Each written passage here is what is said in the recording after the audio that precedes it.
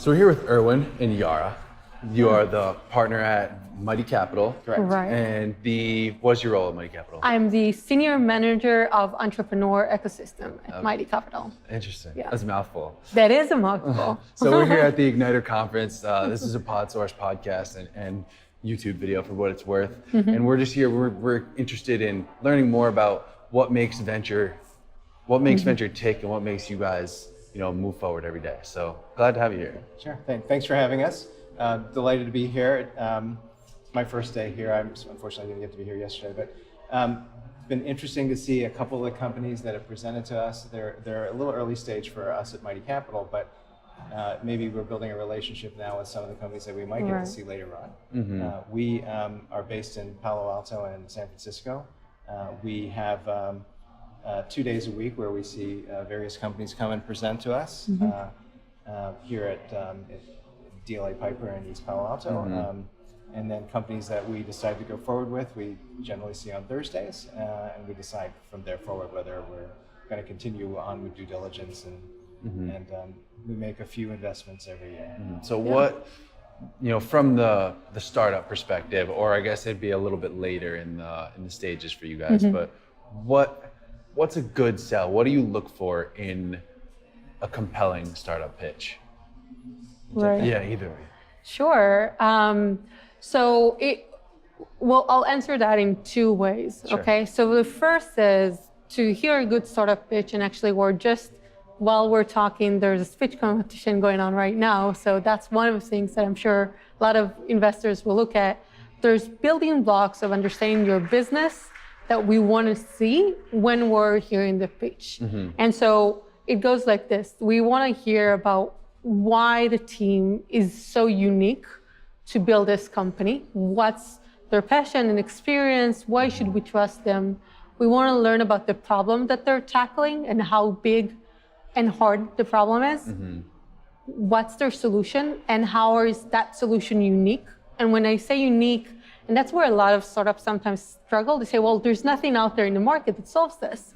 But maybe that's not necessarily makes the solution unique, because maybe it's just a small tweak to a feature that a big company can do and already capture that market for you. And so you need to make sure that it's going to be consistently unique when everybody's big and small, we figure out that this is a problem that's worth solving, and that they'll try and imitate you, you'll still be in the winning circle of it.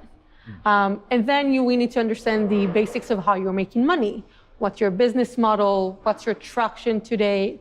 Who are your customers? How are you selling to them? What do you think you're going to make? It's a startup, right? So they're coming to investors, which is the most expensive money out there that you can get, because other ways are harder, but the reason is returns are higher, right? So we need to see that there's a growth in return, and also what are they asking us for? So what's their ask and how they're going to give us return for their money, which is a question that a lot of startups are scared of answering sometimes.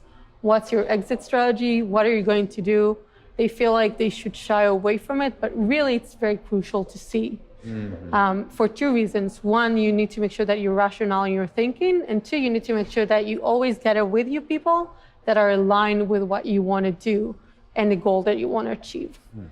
So you mentioned, making a company unique and consistently, creating a culture of remaining unique and separating yourself. So are there any companies that you think do that specifically? And you can answer that in a separate way. Right. Any ways or any advice you'd give a founder that is trying to make themselves unique? Yeah. Do you want to try this first, and I'll continue? I was thinking about what you were saying about unique. In addition to unique is also defensible, so that if you have a product that is difficult for another competitor to disintermediate, whether that's a startup or whether it's a larger competitor. And then just maybe one other point was, we want you to be able to articulate what your stages of growth are going to be, which different verticals you're going down, which customers you're going to go after, and how you're going to continue to grow that business as time goes on. So tell me what you were asking, your question again was? Well, it's just how you could consistently stay unique, Yeah. Example. or a company if you Yeah. either one.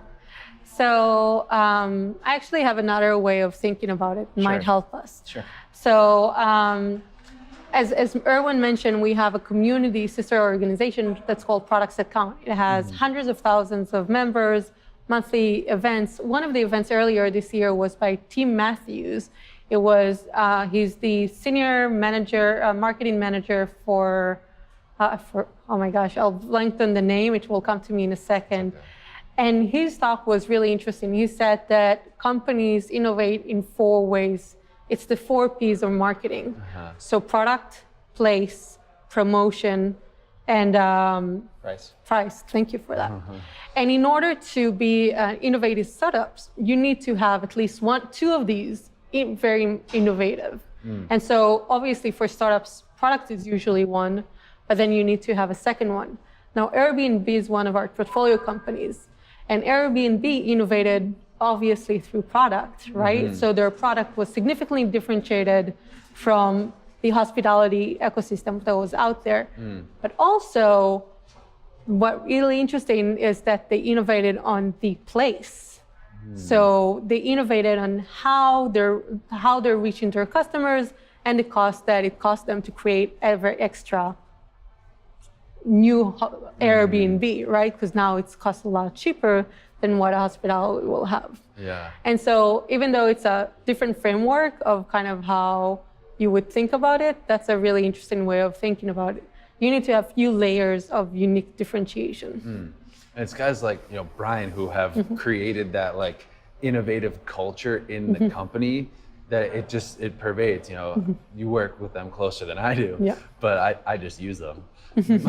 But it seems like they have made a consistent effort of creating the unique atmosphere in their brand. Right. So, Erwin, Yes, I would say what differentiates them is their whole thesis around belonging anywhere, right? Which is emotionally compelling, and that aspiration is something that is, I think, unique to that company, and they happen to grab that space first. So that when you're in a space like that, getting first to market and getting traction quickly is important, and that becomes a big differentiator relative to the other.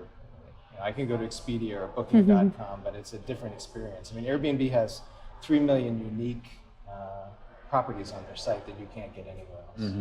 That's very true. So would you say that, is it the business, the idea, or is it more the founders, the creators, and the values that they instill, or a soup of the two? I think it has to be, all these things have to line up together, right? You have to have the right temperament and the right kind of ability to execute and think of strategy, and then motivate other people to come along your journey with you.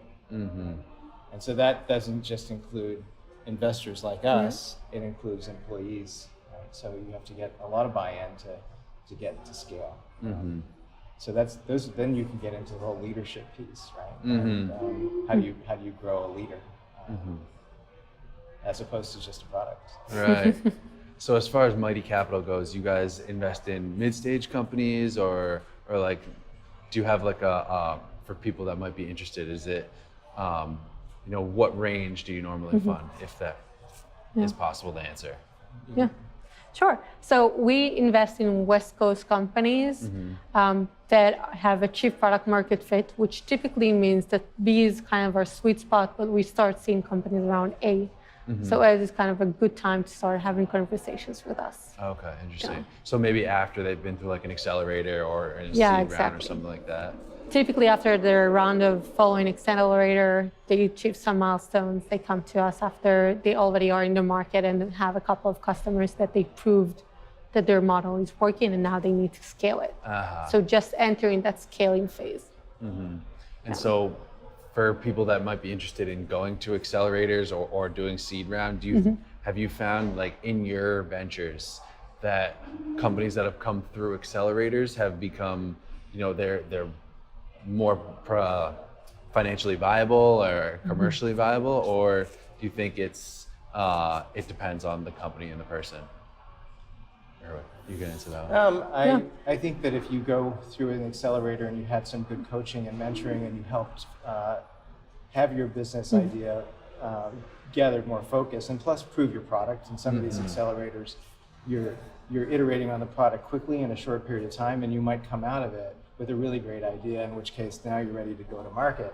And so if you start to show that traction, it can happen very quickly. I mean, if you have a really successful business idea, you could gain traction really quickly. And then the market is now full of all kinds of funding sources. There are funding sources like us at the smaller end, and everyone's pointing to things like SoftBank's Vision Fund now, where how do you put $100 million in a startup? Well, they have a whole thesis around that, which you can go read about in terms of they think they can make that happen in a certain number of companies. So, you can go from small to really big under the right circumstances. And I would say that if you go through an accelerator process and you have the right coaching and mentoring and develop the right team and come up with the right product in that process, then you're probably going to have a much better chance of success once you leave the accelerator.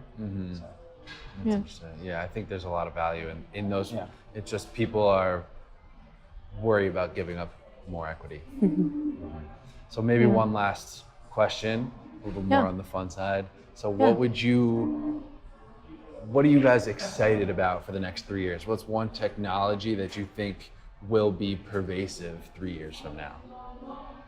Yara, That's really interesting. I think that we're already seeing it, and we'll continue to see probably AI just incorporated in pretty much every company that we'll see moving forward. Yeah. The more that we see it, the more that it makes sense that it will just continue to be another building block in products that are being solved nowadays. And so there's always that question of, okay, what's the data element, the analytics element of the insights that you can get? Yeah. How can they integrate? And I think that how we as humans respond to computers making choices is also extremely interesting. So I went to one conference this week where the question came up about explainable AI versus unexplainable AI. The example being, let's say you had a self-driving car and a person died once every 300 million miles versus someone dying once every 100 million miles. And in the first case, you couldn't explain the AI because the AI created the AI. And in the second case, you could explain as to why that person was killed. Would you choose one over the other, and how does that work in regulation? So this is a brave new world, I think, for society in terms of how we as humans react to computers making decisions. So I think that tweaks my curiosity in terms of how we're going to respond. The trolley problem. Yeah, exactly. Yeah, right. Definitely interesting. The trolley problem, correct. There you go. We'll see how that pans out. Yeah. All right, Erwin. All right, good seeing you. Yeah. Thank you. Thank you so much. Nice to meet you both. Thank you. Bye.